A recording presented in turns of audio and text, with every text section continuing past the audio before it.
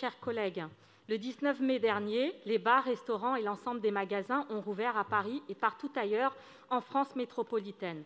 De nombreux Parisiens se sont précipités sur les terrasses de nos bars et restaurants, lieux de retrouvailles et de liens sociaux.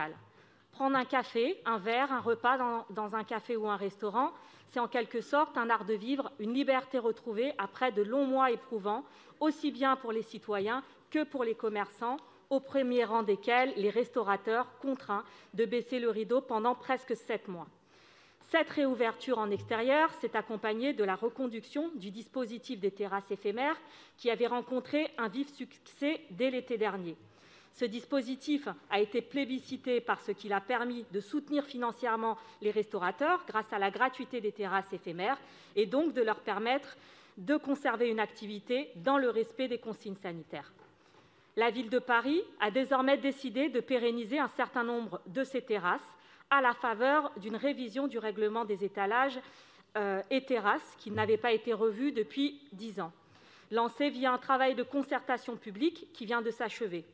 Si le succès des terrasses contribue à investir différemment l'espace public et à redynamiser le tissu économique de la restauration, il nous semble nécessaire d'alerter sur les quelques dérives qui ont déjà été constatées.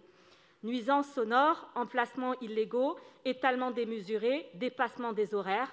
Les alertes des associations de riverains, dès l'année dernière, auraient dû nous conduire à anticiper la saison estivale 2021 en entamant le processus de règlement des étalages et terrasses bien plus tôt.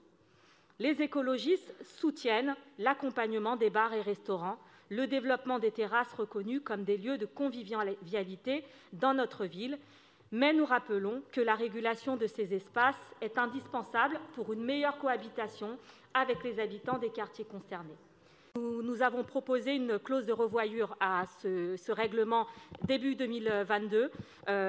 Il semble, en fait, nous n'avons pas trouvé d'accord avec l'exécutif. Moi, je le regrette et c'est la raison pour laquelle nous nous abstiendrons sur le vœu de l'exécutif. Je vous remercie.